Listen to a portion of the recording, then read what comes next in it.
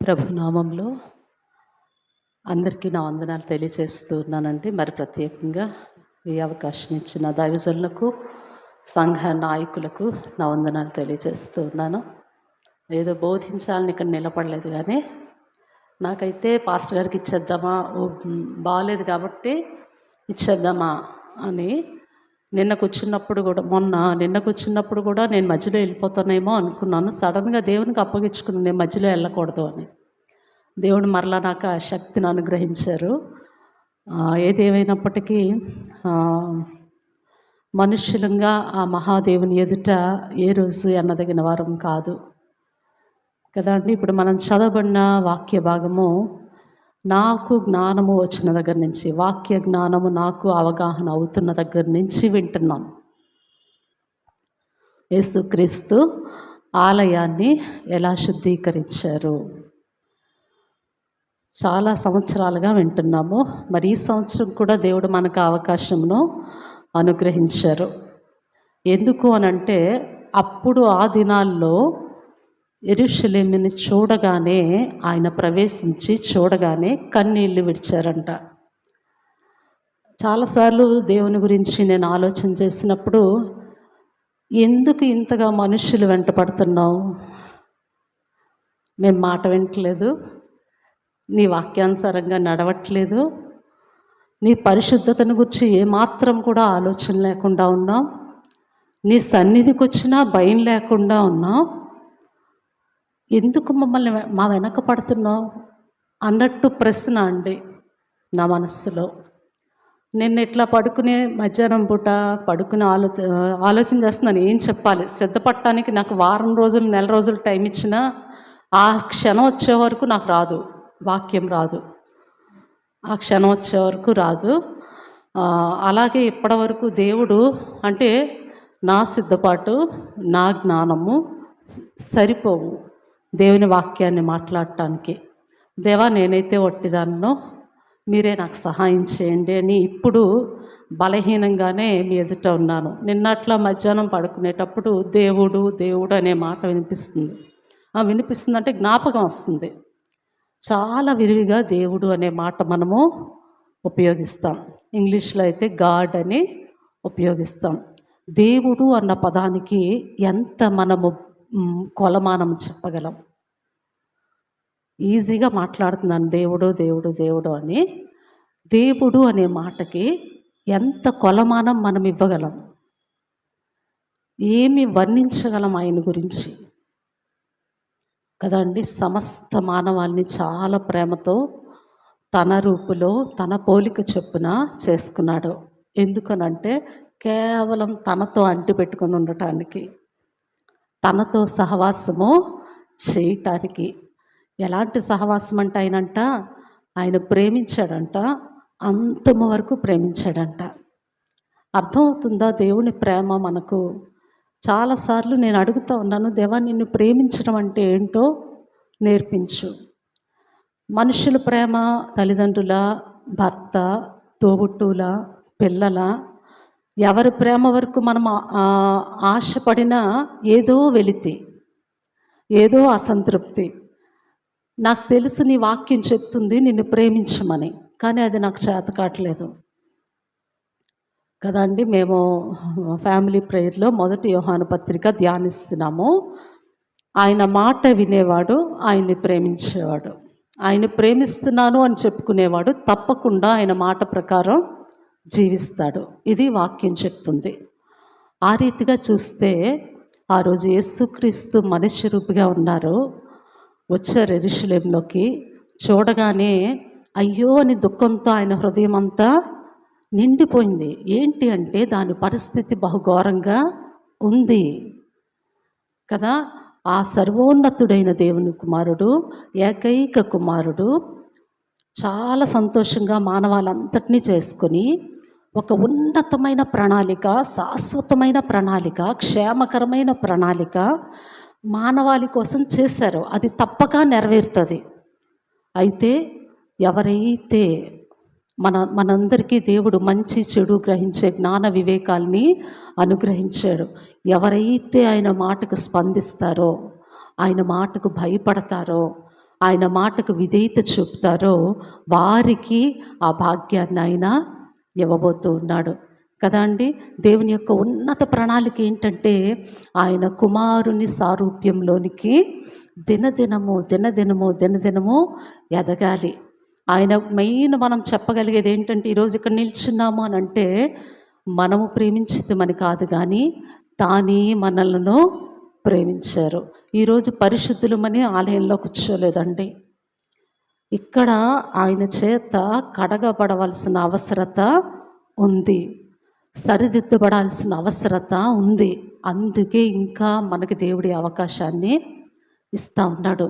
ఎంత ఘోరమైన పరిస్థితిలో ఉన్నామంటే పాపముతో మరణమునకు నరకమునకు చేరువులో బహుభయంకరమైన స్థితిలో ఉన్నాం. అది మనకి తెలుసు. ఎలా తెలుసు అంటే ఈరోజు మనందరం యేసుక్రీస్తుని ఎరుగున్నాం కాబట్టి మనము పాపులమని మనకు అర్థమవుతుంది. కానీ ఇంకా చాలామందికి మనిషి పాపి అంటే ఒప్పుకునే స్థితిలో లేరు కదా అండి. మరి ఇలాంటి ఘోరమైన స్థితిని చూసిన దేవుడు ఇలా కాదు, నా పోలిక, నా స్వరూపము, నా బిడ్డ, నేనే వెళ్తాను అనుకున్నాడు ఆయన కదండి. అందుకనే ఈ భూమి మీదకి తాను రిక్తునిగా మానవ స్వరూపముతో, దాసుని స్వరూపముతో, ఇంకా ఆయన మరణానికి ముందు ఆయన యాతన చూస్తే ఇష్టం వచ్చినట్టు ఆడుకున్నారు ఆయనతో. ఒక్కసారి ఆ వెలుగులో నేను ఏ స్థితిలో ఉన్నాను అనే పరిస్థితి ఒకవేళ దేవుడు నాకు క్లియర్గా చూపించగలిగితే ఆ రోజు ఆయన సిలువకెక్క అంటే మనుషులు వారే ఆయన సిలువ వేయటానికి ముందుకి తెగించి వచ్చేవారు కాదు. కానీ ఈ రోజుకి అర్థం కావట్లేదండి. ఈరోజు యెరూషలేము గురించి మనం అక్కడ చదివాము. యెరూషలేము ప్రాంతాన్ని చూడగానే ఆయనకి దుఃఖం వచ్చింది, ఎంత ఘోరమైన పరిస్థితిలో నువ్వు ఉన్నావని. తర్వాత ఆలయంలోకి రాగానే అక్కడ కూడా పరిస్థితి ఏమి కూడా ఆయనకు సాటిస్ఫాక్షన్గా లేదు. కోపం వచ్చింది దేవునికి. యేసుక్రీస్తుకి చాలా కోపం వచ్చింది. అవన్నీ యోహాను సువార్తలో కూడా ఈ శుద్ధీకరణ గురించి ఉంటుంది. అయితే పండితులు చెప్పిన ప్రకారము మొదటి శుద్ధీకరణ ఆయన పరిచర్య ప్రారంభంలో చేశారు. అది యోహాను సువార్తలో ఉంది. ఈ మత్తయి, మార్కు, లూకాలో చెప్పబడిన ఈ ఆలయ శుద్ధీకరణ రెండవ శుద్ధీకరణ. మనము ఆయన పరిచర్య జీవితాన్ని గమనిస్తే 3.5 సంవత్సరాలు ఆయన సంపూర్ణ పరిచర్య దేవుని రాజ్యం కొరకైన పరలోక రాజ్యం సమీపిస్తూ ఉంది, మారు మనస్సు పొందండి అనేటువంటి మొదటి మాటతో ఆయన పరిచర్య ప్రారంభించారు కదండి. ఆయన ఉన్నప్పుడు అక్కడ మనం కొన్ని గుంపులు చూస్తే శిష్యులకు చెప్పారు, గాడిదలు తీసుకొని రండి, గాడిద పిల్ల తీసుకొని రండి అని చెప్పినప్పుడు వాళ్ళు ఉన్నారు. ఆ తర్వాత ఆయన యెరూషలేములోనికి వచ్చినప్పుడు చాలామంది ప్రజలు ఆయన వెంబడి వస్తూ ఉన్నారు. అంతవరకు ఎరిగిన వారందరూ సంతోషంగా ఆయన్ని హోసన్నా జయము అని చెప్పి ఆయన్ని ఆహ్వానిస్తూ ఆయన్ని బట్టి సంతోషిస్తూ వస్తూ ఉన్నారు. యెరూషలేములోనికి వచ్చినప్పుడు కలవరపడ్డారంట చాలామంది ప్రజలు కలవరపడ్డారంట. ఈయనెవరో అని చెప్పి కలవరపడ్డారంట. అప్పుడున్న శిష్యులు కానీ అప్పుడు వెంబడిస్తున్న ప్రజలు కానీ కదా అండి, ఆ యెరూషలేము పరిస్థితులు కానీ ఇప్పుడు మనకి అంతగా తెలియవు. ఇప్పుడు ఆ వ్యక్తులు కూడా లేరు. అయితే ఇంకా కొద్ది దినాల్లో యేసుక్రీస్తు సిలువకు అప్పగింపబడతారు. ఆయనకి ఆశ కోల్పోతూ ఉన్నారు. ఎందుకంటే మనుష్యులు దేవుని యొక్క ప్రణాళికను, ప్రేమను అర్థం చేసుకోలేని భయంకరమైన స్థితిలో ఉన్నారు. ఆయన సజీవుడిగా ఉన్నప్పుడే, మనిషిగా ఉన్నప్పుడే, ఆయన బోధిస్తూ ఉన్నప్పుడే, ఆయన అద్భుత ఆశ్చర్యకార్యాలు చేస్తూ ఉన్నప్పుడే ఆయన్ని అవగాహన చేసుకోలేకపోతే మన పరిస్థితి ఏంటి? అదే ప్రభు కోపంగా ఇప్పుడే వస్తే మన పరిస్థితి ఏంటి? కానీ ఎంత కనికరం కలిగిన దేవుడు అంటే మీకాలా ఉంటుందండి. ఆయన కనికరము చూపుటయందు సంతోషించు దేవుడు కనుక తొందరగా కోప్పడ్డట. ఆ కనికరము, ఆ దీర్ఘశాంతము ఈరోజు ఇక్కడ మనం కూర్చోటానికి దేవుడు అవకాశం ఇచ్చాడు కదా అండి. ఆయన చూస్తూ ఉన్నాడు, మనం ఉండే ప్రాంతాన్ని చూస్తూ ఉన్నాడు. ఆయన అనుకునే తన ప్రజల్ని చూస్తూ ఉన్నాడు కదా అండి. ఆయన ఎంత త్యాగం, తన్ను తానే అప్పగించుకునేటంత స్థితికి వచ్చినా కూడా మానవాళికి యేసుక్రీస్తు అర్థం కాలేదు. కదా అండి, అర్థం కాలేదు. ఈరోజు నాకు నేనుగా ప్రశ్న వేసుకున్నా, నేను ఇంకా ఆయన్ని అర్థం చేసుకోవటానికి, మనం అర్థం చేసుకోవటానికి ఆపసోపాలు పడాలి, ఆపసోపాలు పడాలి. కదా అండి. అయితే ఆయన ఆ రోజు మానవునిగా ఉన్నాడు. మన బలహీనతలన్నీ ఆయనకి తెలుసు. ఆ బలహీనతలన్నీ ఆయన ఫేస్ చేశాడు. కదా అండి. అప్పుడు సాత్వికుడిగా గాడిద మీద వచ్చాడు ఆయన. అయితే మనందరం ఎదురు చూస్తున్నాం. ఆయన రెండవ రాకడ దగ్గరలో ఉంది. దేవా, నీ రాకడ వస్తే నన్ను వదిలేకు అంటున్నాం. మరి ఎలా సిద్ధపడతా ఉన్నాం? అప్పుడు వెళ్ళేటప్పుడు ఆయన యోహాను సువార్త 14వ అధ్యాయంలో, మీ హృదయములను కలవరపడనీయకుడి, నేను మీ కొరకు స్థలము సిద్ధపరచ వెళ్ళుచున్నాను కదా, నేను మరలా వస్తాను, వచ్చి మిమ్మల్ని తీసుకుని వెళ్తాను కదా అండి. ఒక నిరీక్షణ, ఒక హోప్ అక్కడ వారికి.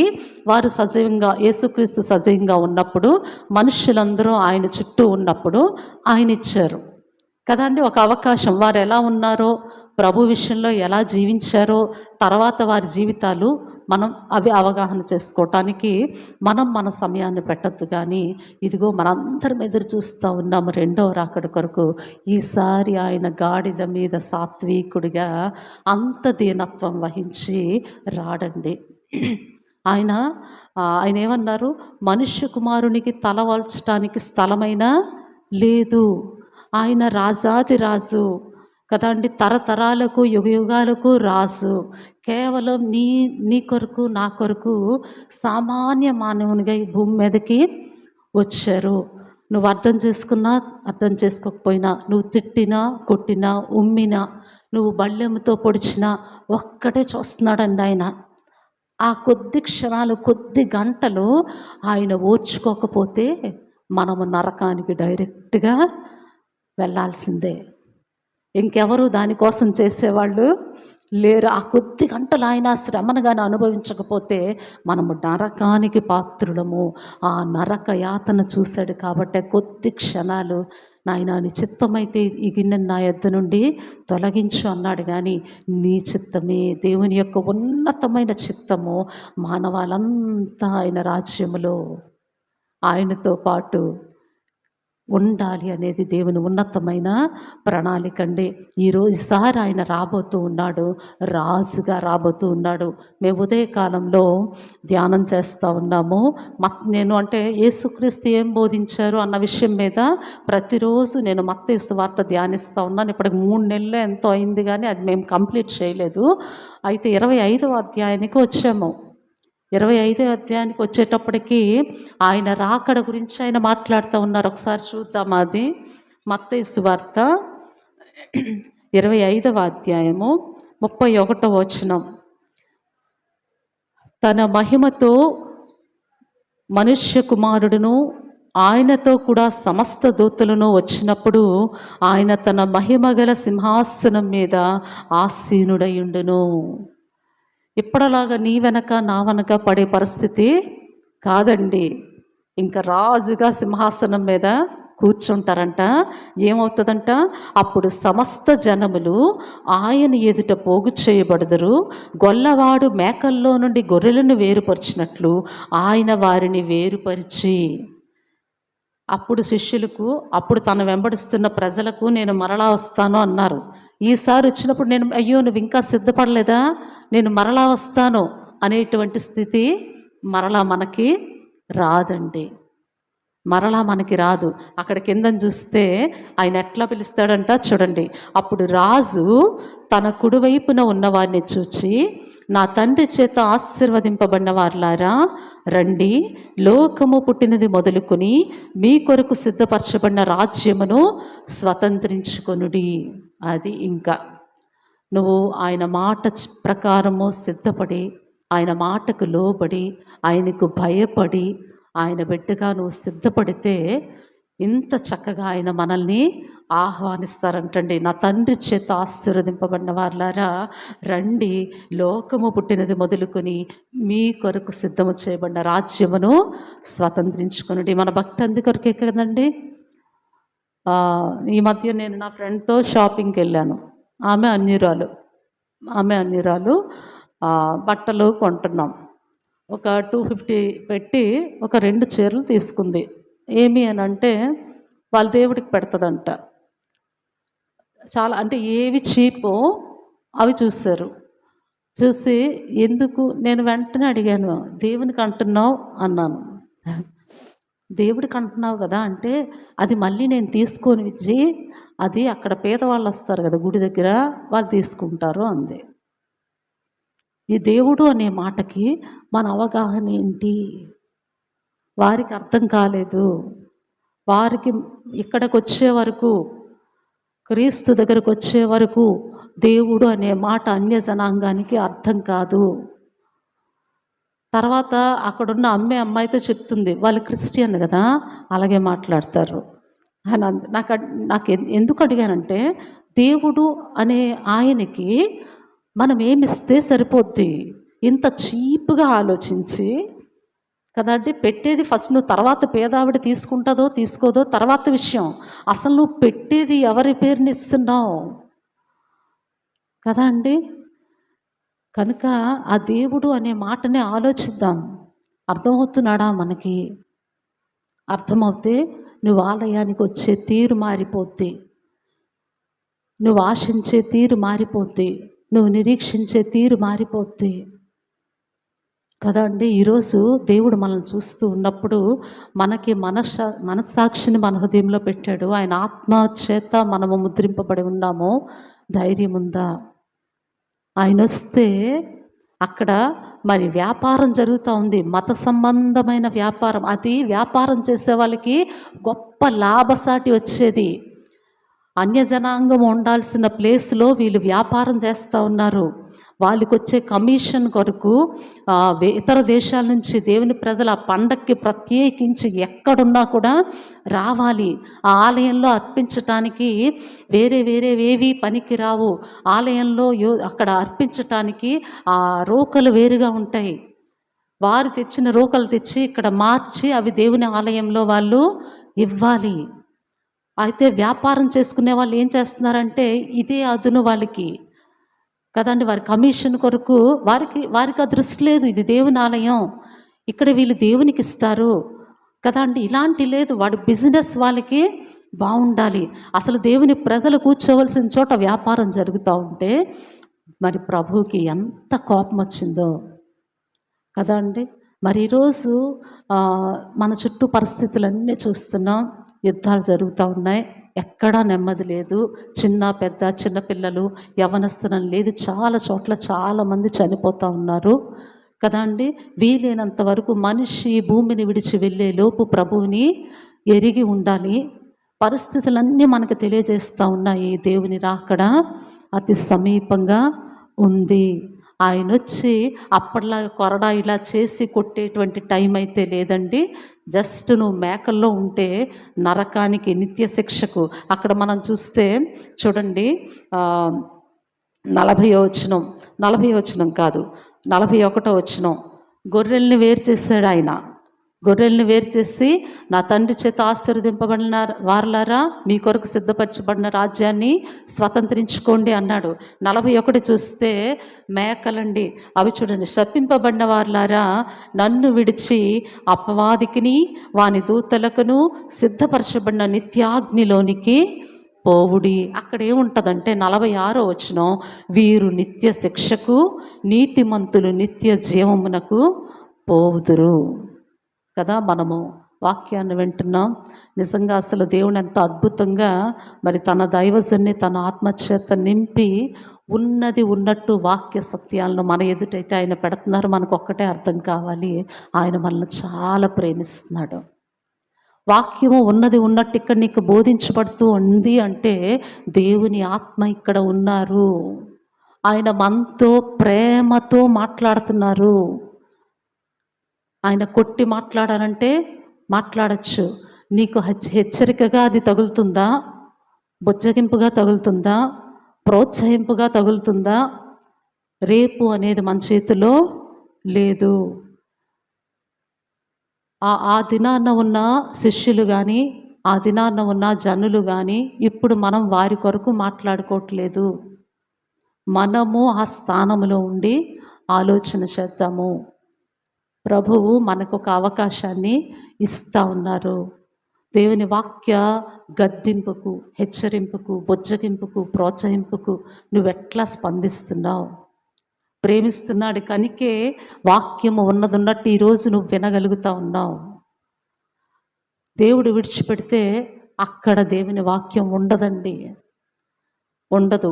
ఇది కొంతకాలం తర్వాత మరి ఈ అవకాశం కూడా ఉండొచ్చు, ఉండకపోవచ్చు కదా. నీ వాక్యము దొరకగా నేను భుజించుతిని అంటాడు కదా అండి.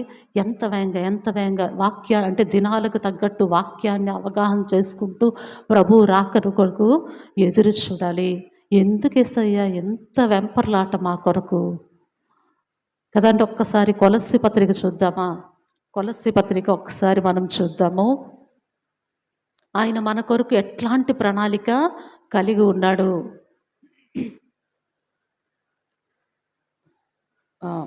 నేను చదువుతున్నానండి.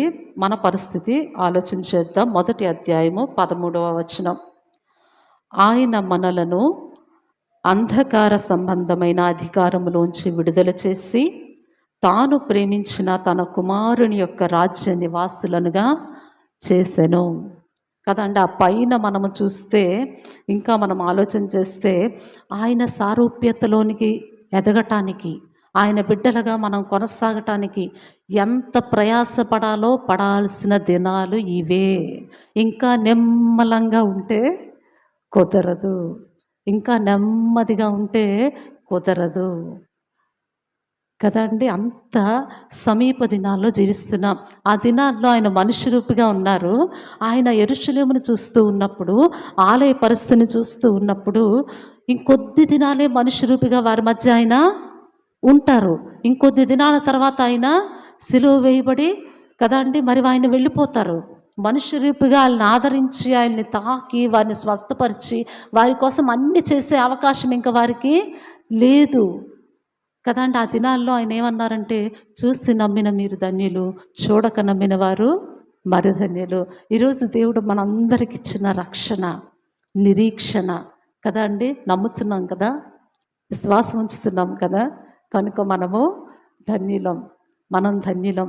ఇదే నిరీక్షణతో ఆ రోజు ప్రజలు ఈరోజు లేరు, కానీ ఆ రోజు దేవుడే ఈరోజు కూడా ఉన్నాడు. నిన్న నేడు ఏకరీతిగా ఉండేటువంటి దేవుడు, మార్పు లేని దేవుడు కదండి. అంతం వరకు ప్రేమించటానికి సంకల్పించుకున్న దేవుడు, అది మారదు. మనల్ని ప్రేమించే విషయంలో ఆయన మారడండి కదా. అందుకే దీర్ఘశాంతం వహిస్తూ ఈ దినం చూద్దాం, ఈ దినం చూద్దాం, ఈ సంవత్సరం చూద్దాం, ఈ సంవత్సరం చూద్దామని కదండి దినము వెంబడి దినము అవకాశంగా అనుగ్రహిస్తూ ఉన్నారు కదండి. మనం ప్రేమిస్తే అండి సంఘాన్ని, దేవుణ్ణి ప్రేమిస్తే సంఘానికి ఆతురతతో, ఆశతో పరిగెత్తొస్తావు. ఏది కార్యక్రమం ఇక్కడ జరిగినా నువ్వు పరిగెత్తొస్తావు దేవుణ్ణి ప్రేమిస్తే. ఎందుకంటే ఇక్కడ ఆయన మాటలే నీకు బోధించబడతాయి. ఇక్కడ ఆయన మాటలే మనకి బోధించబడతాయి. ఎలా ఉంటుందంటే, ఈరోజు వెళ్ళపోతే అమ్మో ఆయన మాట నేను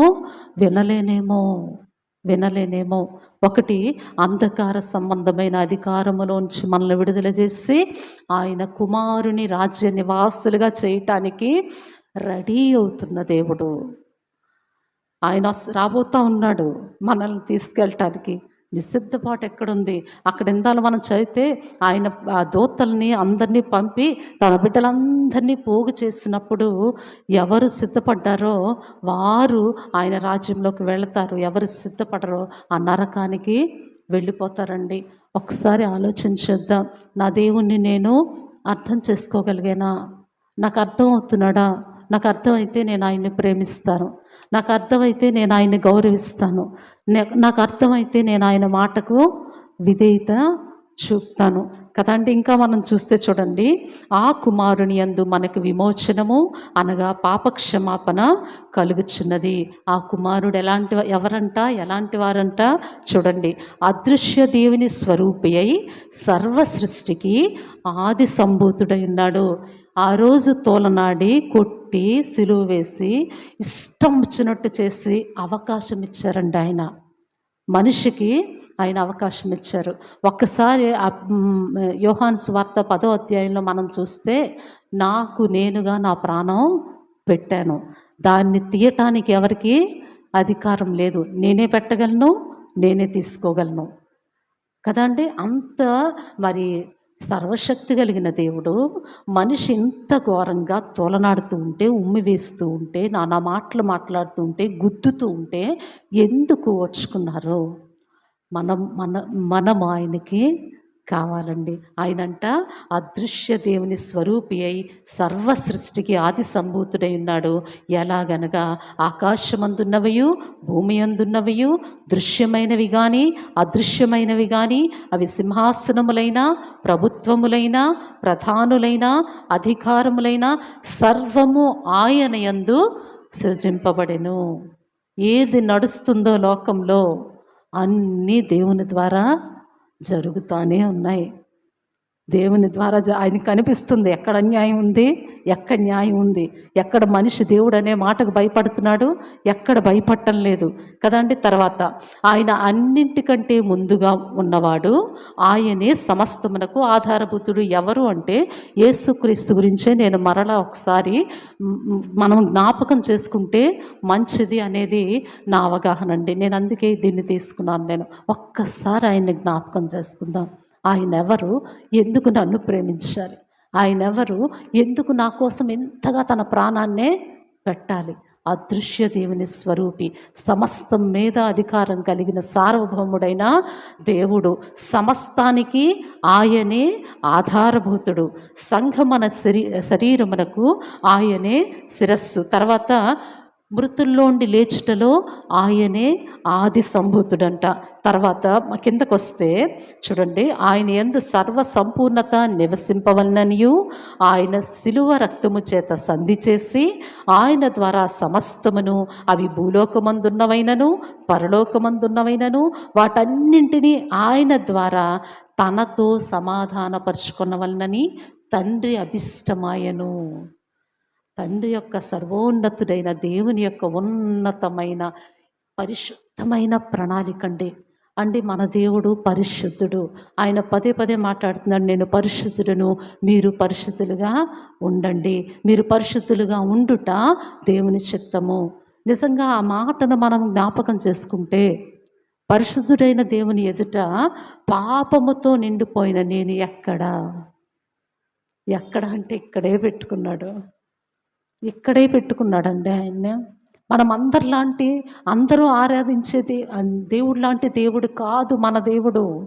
ఆయన నిజమైన దేవుడు, ఆయన జీవం కలిగిన దేవుడు, ఆయన అనుక్షణము మనల్ని కనిపెట్టేటువంటి దేవుడండి. యథార్థవంతులను బలపరచుటకై ఆయన దృష్టంతా లోకమంతా సంచారం చేస్తుందంట. ఆయన కన్నంట దుష్టత్వము చూడలేనంత నిష్కలంకమైనదంట. ఎలాంటి దేవుణ్ణి మనం ఆరాధిస్తూ ఉన్నాం, అలాంటి దేవుడు నీకు అర్థమైతే ఎలాంటి విధేయత నువ్వు చూపగలుగుతూ ఉన్నావు, ఎంత భయం ఆయనకు నువ్వు చూపగలుగుతూ ఉన్నావు. పేద విధవరాలు చూడండి, ఆమె అర్థం చేసుకుందండి. ఆలయంలోకి వచ్చి తనకున్న జీవనమంతా వేసేసిందంట. అది ఎప్పుడు జరుగుతుందంటే దేవుణ్ణి అర్థం చేసుకున్నప్పుడే జరుగుతుంది. ఆయన్ని బట్టి ఆ ధైర్యం తనకుంది, నాకు దేవుడు ఉన్నాడు, ఆయన చూస్తూ ఉన్నాడు.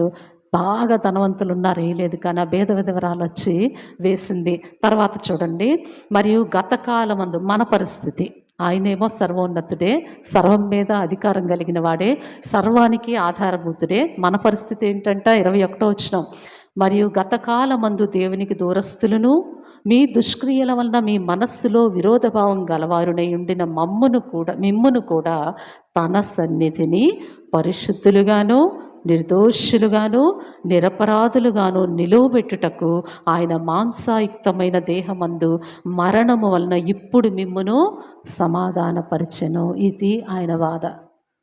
అయ్యో, నా బిడ్డ పాపంతో నిండిపోయి నరకానికి చేరువైపోయింది, అపవాది యొక్క అధికారములో ఉంది, మరణ భయము చేత ఉంది. ఇలా కుదరదు, నేను ఇక్కడే కూర్చుంటే కుదరదు.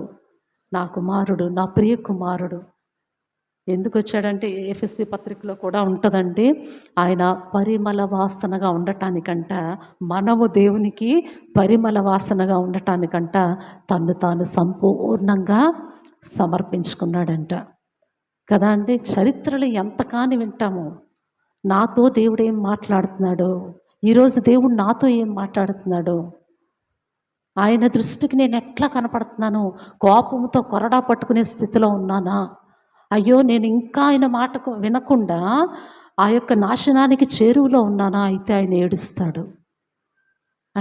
ఏడుస్తాడు కదండి. పరిశుద్ధులుగా, నిర్దోషులుగా, నిరపరాధులుగా మనల్ని నిలబెట్టడానికి మనలాంటి పాప శరీరాకంతో ఈ భూమి మీదకి వచ్చి తను తానే అర్పించుకున్నాడండి. చూడండి, కిందన పునాది మీద కట్టబడిన వారే స్థిరముగా ఉండి మీరు విన్నట్టు ఆకాశము క్రింద ఉన్న సమస్త సృష్టికి ప్రకటింపబడినట్టు ఈ సువార్త వలన కలుగు నిరీక్షణ నుండి తొలగిపోక విశ్వాసమందు నిలిచి ఉండిన ఎడల ఇది మీకు కలుగును. ఆ భాగ్యం, నిర్దోషంగా, నిష్కలంకంగా, పరిశుద్ధులుగా మనం అక్కడ నిలవాలంటే ఏం చేయాలని చెప్తున్నాడు. ఈ నిరీక్షణ నుండి మీరు తొలగిపోవద్దు. దినములో లేచింది మొదలు నేను ఫలానా, నేను కలెక్టర్ని, నేను ఈ అధికారిని, నేను టీచర్ని, నేను డాక్టర్ని, నేను ఫలానా క్యాస్ట్, నేను ఫలానా కుటుంబం, ఇదే నీ మైండ్లో ఉంటే దేవుని రాజ్యానికి తగ్గ సిద్ధపాటు నువ్వు అసలు సిద్ధముగా నువ్వు ఉండలేవు. నేను సర్వోన్నతుడైన దేవుని బిడ్డను, నా యేసయ్య బిడ్డను నేను అని లేచిన వెంటనే ఆయనకు అప్పగించుకుంటే అండి, మన బలహీనతల్ని ఎరిగిన దేవుడు కదండి, మన శక్తియుక్తులు ఎరిగిన దేవుడు, మన జ్ఞాన వివేకాలు ఎరిగిన దేవుడు. ఆయన అంటాడు, మంటివారనే ఆయన మనల్ని జ్ఞాపకం చేసుకుంటున్నాడంట. ఎంత బలహీనమో అని ఆయన మన జ్ఞాపకం చేసుకున్నాడు. కనుకే ఈరోజు ఇంకా నువ్వు ఆయన మాట, యేసు అనే మాట, నాయనా, తండ్రి, దేవా, యేసయ్య అనే పిలవగలిగే ఆ స్థితి దేవుడు మనకి ఇచ్చాడు. ఎంతగా ఆయనకు మనం విధేయత చూపగలుగుతున్నాం.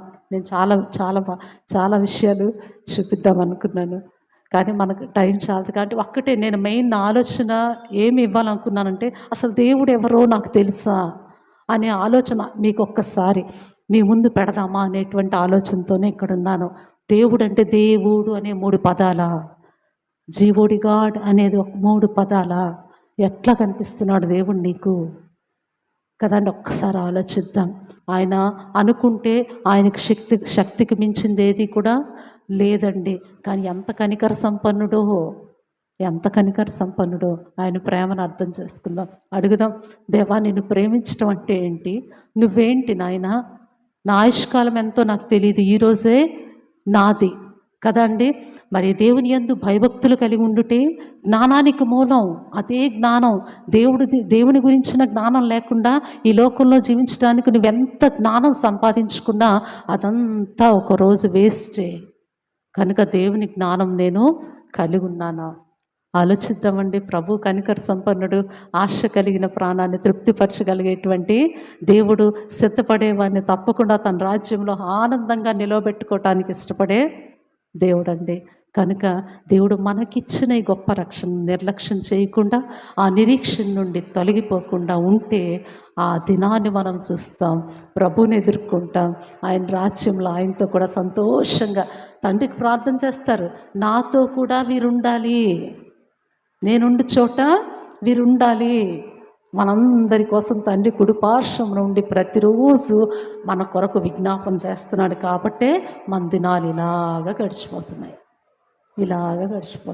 కనుక ఆ కనికరాన్ని, ఆ దీర్ఘశాంతాన్ని పరీక్షించకుండా ప్రభువుకు మనలో మనం అప్పగించుకుందామండి. అట్టి గొప్ప ధన్యత దేవుడు మనందరికీ దయచేయునుగాక. ఆమేన్. కనికరమ కలిగిన దేవ, పరిశుద్ధాత్మడా, ఈ సాయంకాలంలో నాయన ప్రభా దైవజనురాలు పాస్టర్ అమ్మగారితో మీరు చక్కని వాక్యాన్ని మీరు మాకు తెలియజేశారు. ఆయన ప్రభా మనం ఏ విధంగా ఉండాలి, ఆయన ప్రభా మీ రాకడ దినాల్లో మనం ఏ విధంగా సిద్ధపడాలి, ఆ సిద్ధపడే హృదయం మాకు ఏ విధంగా ఉంది అనేది మేము పరీక్షించుకుంటే ప్రభా మమ్మల్ని మేము ఎంతగా మేము తగ్గించుకోవాల్సిన సమయం వచ్చిందో మేము అది అర్థం చేసుకొని మేము ముందుకు సాగడానికి సాయం కృప దయచేయండి. విన్న వాక్యం మా హృదయంలో ఫలింప చేయండి ప్రభువా. ఈ ప్యాషన్ వీక్లో మాట్లాడుతున్న వారందరినీ కూడా మీరు చేతులకు అప్పచెప్పుకుంటున్నాం. మీరు దీవించండి, ఆశీర్వదించండి. మీ తెలివిని జ్ఞానాన్ని వారికి దయచేయమని వేడుకొని ప్రార్థిస్తున్నాం. ఈరోజు వినే దైవ వాక్యముల ప్రభువా నాయనా తండ్రి, ఆ పరిశుద్ధ ఆలయంని శుద్ధీకరణ చేస్తున్నప్పుడు ఎటువంటి విషయాలనైతే మనం ఈరోజు గ్రహింపగలుగుతున్నామో, ఈ పరిశుద్ధ ఆలయంలో మనం ఉండేటప్పుడు కూడా మన యొక్క ప్రవర్తన, మన యొక్క దేవుని యొక్క వినీయత అనేది కూడా మనం అన్ని గ్రహించుకొని ప్రభువైనా మనం నడుచుకోవడానికి మంచి అవకాశం దేవుడు ఇంకా మనకి దగ్గరలో ఇచ్చాడు. అది మనం తెలుసుకోవడానికి మన హృదయాల్ని నేను సిద్ధపాటు చేసుకోవడానికి మీరు సహాయం కృప దయచేయండి. ఆయన పాస్టర్ అమ్మగారిని దీవించండి, ఆశీర్వదించండి. దైవజనులు నడిపిస్తున్న సంఘ కాపర గారిని కూడా దీవించండి, ఆశీర్వదించండి ప్రభా. రేపటి దినం మాట్లాడబోయే ఎలోజే గారిని కూడా మీరు సిద్ధపాటు చేయమని వేడుకొని ప్రార్థిస్తున్నా. ఈ సాయంకాలం ఆరాధనలో ఈ ప్యాషన్ వీక్లో పాల్గొన్న ప్రతి ఒక్కరిని మీరు దీవించి ఆశీర్వదించండి. విన్న వాక్యాన్ని మేము ఇక్కడ విడిచిపెట్టకుండా మా హృదయంలో ఉండి దాని ప్రభా ఇంటికి వెళ్ళి మేము ప్రభా ఆ వాక్యాలని మేము పరిశీలన చేసుకొని మేము ముందుకు వెళ్ళడానికి మీరు మాకు సహాయం కృప దయచేయమని, సమస్త ఘనత మహిమ ప్రభావాలు నిత్యం మీరే పొందుకోమని నా ప్రభువును ప్రియ రక్షకుడైన యేసుక్రీస్తు నామములో అతి మిక్కిలి వినత బ్రతిమలాడి వేడుకొంచున్నాం పరమ తండ్రి, ఆమేన్. పరలోకమందున్న మా తండ్రి, నీ నామం పరిశుద్ధపరచబడునుగాక, నీ రాజ్యం వచ్చునుగాక, నీ చిత్తం పరలోకము నెరవేరినట్లు భూమి మీద నెరవేరునుగాక. మా అనుదిన ఆహారం నేడు మాకు దయచేయము, మా రుణస్తులను మేము క్షమించున్న ప్రకారం మమ్మల్ని క్షమించుము, మమ్మల్ని శోధనకు తేక కీడును తప్పించుము. ఎందుకనగా రాజ్యము, బలము, మహిమ నిరంతరము నీవైనావు తండ్రి, ఆమేన్. మన తండ్రి అయిన దేవుని ప్రేమ, కుమారుడైన యేసుక్రీస్తు యొక్క కృప, పరిశుద్ధాత్మిక అన్యోన్య సహవాసం ఇక్కడ చేరిన మనకు సంఘమంతటికి సదాకాలం తోడే ఉండునుగాక, ఆమేన్.